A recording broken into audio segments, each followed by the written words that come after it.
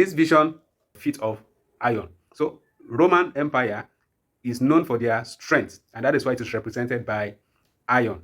This great beast had 10 horns, and that is where I'm going. And these horns are interpreted as being 10 kingdoms. In verse 24 of Daniel chapter 7, there are 10 kingdoms which will come out of in the end time. They will come out in the end time, occupying the old territory of the Roman Empire. The beast representing a kingdom, and then all these horns, these 10 horns represent kings and different kingdoms that will come out of the beast and this Roman Empire. Some people say that in the end time, the world will be divided into 10 and then will be taken over by the Antichrist. This passage disproves that. It is the kingdom, that's the beast, which is the fourth beast, that is Roman Empire, is the one that grows 10 horns, that these 10 horns actually represent 10 kings that will rise from the Roman Empire at the end time. We also understand that it is not the European nation or the European continent that will be grouped into 10. This passage didn't limit the grouping of the 10 or the formation of the 10 kingdoms to only Europe, because the old Roman Empire didn't only encompass Europe. There are 3 major continents that were under the old Rome, and they are Europe, Asia, and Africa. So that means the formation of the 10 kingdoms at the end time will cover all these 3 continents that made up the old Roman Empire.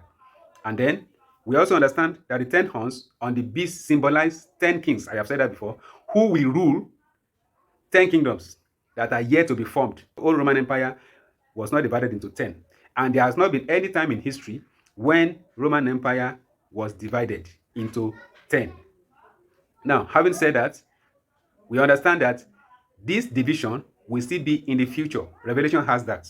In Revelation chapter 17, verse 12, it talks about these kings, that they will reign, that these 10 kings will reign the same hour, the same time with the beast. That means these 10 kingdoms will be formed simultaneously with Antichrist kingdom. The Antichrist. And then it is from this 10 kingdom that Antichrist will hijack power and then rule over all the 10. Which means that these 10 kingdoms had not been formed in the past. It will be in the future when the Antichrist is ready to manifest. Now, if the 10 kingdoms that will be formed are different in structure from the old one, then it is not a revived Roman Empire. We can say the future Roman Empire will be a revised Roman Empire. Why? Because it's going to take a new form. There's going to be amalgamation, merging together of some states to become one a nation or a confederation of nations that will be ruled by one king that will be supreme. So they are going to become 10 sovereign nations. And I need to say this, that if that is going to happen, then that cannot happen without war. Daniel chapter 7 verse 24b says that after this 10 kingdom will arise another king or another kingdom who will be different from the 10 and will subdue through war 3 out of these 10 kings. That means that this last king or this last kingdom will be the 8th of the world kingdom. If that is going to happen, then that cannot happen without war. Daniel chapter 7 verse 24b says that after this 10 kingdom will arise another king or another kingdom who will be different from the 10 and will subdue through war 3 out of these 10 kings. That means that this last king or this last kingdom will be the 8th of the world kingdom in prophecy. He will be the Antichrist. What does that mean? The prophecy talks about wars breaking out. Daniel chapter 7 verse 24b talks about another horn coming out of this 10 horn and breaking 3. That means a kingdom will come, the kingdom of Antichrist, or the small horn will come up and will fight against 3 kings and then destroy them, and then while the others will submit to him. That is the introduction to the wars that will happen in the end time. Now, what are these wars that we are expecting according to the word of Christ? Number 1, it is the war at the creation of the 10 kingdoms in the Middle East.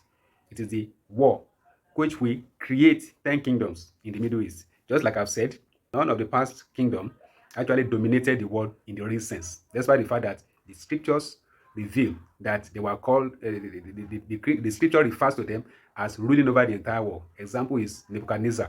Nebuchadnezzar was referred to in the scriptures as ruling over the entire world. But history has the limit of Nebuchadnezzar's power. So when the Bible talks about ruling, all this kingdom dominating the earth, it simply means they are dominating the earth in the region where they dominated, where they occupied, not the entire world. Now, having said that, we understand that these 10 kingdoms or these 10 kings will form alliance. There will be 10 kings that will work together, because eventually they will submit their kingdom and they will submit their power unto Antichrist. Now, this will be formed, like I said before, from 3 major continents of Africa, especially the North Africa, then Asia towards the east, and then Europe towards the north.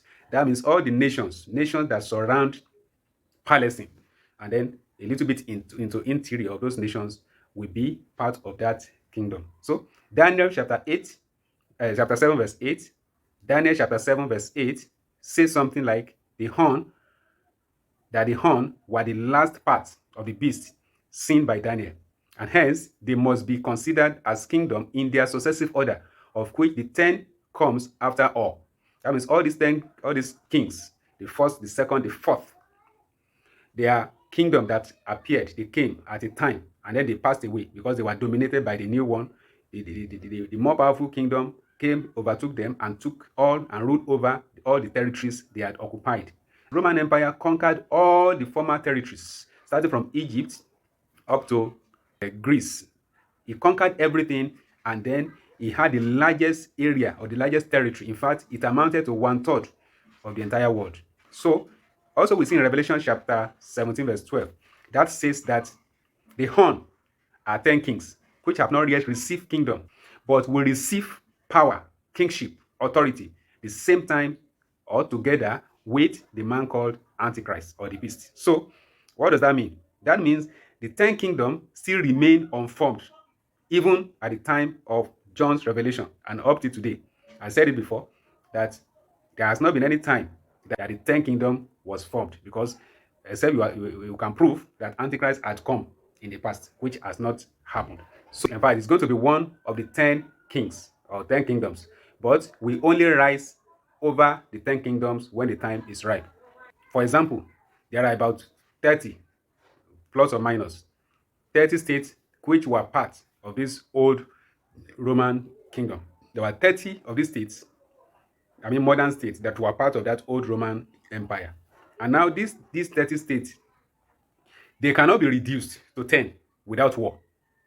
Many times we look at the activity, the contributions of the international bodies, like the European Union, the United Nations, and every other international bodies or organizations. They can only try to initiate programs that will help to promote peace in the world or among nations. But these organizations can never force a sovereign nation to submit to another. No, they cannot. We can see an example of that in Russia and Ukraine, the present war that is going on. And now Ukraine is standing, that's why the fact that he knows that Russia can drown him or can drown her in a matter of moments. They will not give up without a fight. And the same thing is applicable to all these 10 kingdoms. So we should expect war in the formation of the 10 kingdoms that is to come. And this war is going to be a tri-continental war, a war that will involve 3 continents. And then at the end of this continental war, or tri-continental war, then we are going to have 10 different kingdoms emerging. That is war number 1. Now, what does the second war look like? Second war will be for the formation of Antichrist kingdom. I have said in Daniel chapter 7 that we read, verse 7 and 8, then move on to verse 24. It talks about a little horn coming out of the 10 kingdoms. And then that little horn has eyes and mouth that speaks blasphemy, great words. That little horn represents the Antichrist that will occupy, or that will come from within the territory of the old Roman Empire. Syria, Egypt, Turkey, and then Greece. These are the 4 divisions of Greece, which were also part, or they became under the Roman Empire when Roman Empire took over the whole or fought all these different dynasty and then overpowered them and ruled. So they all came under Roman Empire. So Antichrist, apart from the fact that he will come from Greece lineage of Syria, is also going to occupy the territory of Rome. So it's going to be a Grecian, and it's going to also be operating within the territory of the old Rome. So Antichrist will be a combination of all the world power in the old Roman Empire. It will form a kingdom out of the 10 kingdoms that will come in the future, and then make its own kingdom from there. He said there are 7 kings. 5 are fallen and 1 is. And the other is not yet come. And when he cometh, he must continue a short space. And the beast that was and is not, even he is the 8th, and is of the 7, and goeth into perdition. And the 10 horns which thou sawest are 10 kings, which have received no kingdom as yet, but receive power as king 1 hour, the same hour with the beast. Now, this is talking about Antichrist. This is talking about the Antichrist, who the 10 kings are going to submit their power unto. But in the submission of their power unto this man of sin, it is not going to be all bed of roses. In fact, he's going to fight. Antichrist will fight some battles, and then he's going to conquer 3 nations. Daniel gives us that information. So the kingdom will be a separate kingdom. That's this kingdom. This last kingdom will be a separate kingdom and will rise after the 10th kingdom. It will be formed by the little horn. That's the little horn represents the Antichrist. And then that Antichrist will come from among the 10. That's this kingdom will rise from the same territory of the 10 kings. And then he will subdue 3 of the 10 kings, or the 10 kingdoms, according to Daniel chapter 7, verse 24. And then this will be the 6th kingdom in Daniel's dream of Daniel chapter 7, verse 34, and then verse 23 and 24. And then, but it's also, according to this revelation we have read, it said is of the 7. And then is the 8th kingdom. That's, you can see that in Revelation chapter 17, verse 8 to 11. So we see that Revelation gives us a complete list of all the kingdoms in succession, from the first, which is Egypt, until Antichrist, which will be the last at the end time. And the beast that was and is not, even he is the 8th, and is of the 7. It's of the 7 that came and goeth into perdition. So now let me give you in succession. We have number 1 kingdom as Egypt, which was the first country or the first nation to persecute Israel. After then, we have the Assyrian that has always been coming to harass Israel day in, day out, until 185,000 of them were destroyed in one night or in one battle, and then they lost their relevance. Then, apart from Assyria, or after Assyria, we had Babylon coming up as a world power. And then Babylon also oppressed Israel. Then Medo-Persia took up that kingdom from them. After Medo-Persia, we had Greece. Then we have the Rome. Now, Rome became the 6th from the 1st. Meanwhile, in Daniel's vision, he was the 1st, he was the 4th. So from Revelation's perspective, we know that Roman Empire will be the 6th kingdom. And then after this 6th kingdom, the 10th kingdom that will be formed out of the old Roman Empire will be the 7th, like Revelation says it here. That the last king, which is the 8th king, will be of the 7. That means the final king, the Antichrist, will be part of the 10 kingdoms, which is the 7th kingdom of the world in the ancient power. While Daniel chapter 7, like we have read, portray the 10 kingdom and the Antichrist and the Antichrist kingdom as coming from the territory of the old Rome. We understand that Daniel chapter 8, verse 6 to 10 speaks of Antichrist as coming from Greece, because he is a little horn out of the 4 notable horns on the head of the he-goats. And that he-goat represents Greece. It was the 3rd animal in that dream, Greece. And then it broke. And then in Daniel chapter 8, the little horn is seen as coming out from among and after the 4 divisions of Greek. These 4 divisions, like I said before, are Greece, Turkey, Syria, and Egypt. So this eighth kingdom, we are talking of the kingdom of Antichrist now, which is also that little horn. We make war with 3 out of the 10 kingdom and subdue them. You can see that in Daniel chapter 7, verse 24 and 25. So also Daniel chapter 8, verse 8 talks about, or it says that the little horn will wax great towards the south, that is towards Africa, and then towards the east, that is towards Asia. Why he will be a king himself from the north. He is coming from the north, meaning that he will move his army from the north, where he is. He will move to Africa, the south, move to Asia, which is the east, and then he will take captives, take power, and then he will take captivity of all those people, and all will be under him. Also, it says that this king that will come from one of the 4 divisions of Greece will be a king of fierce countenance. It will be a king of fierce countenance, of terrible countenance, and shall be strong.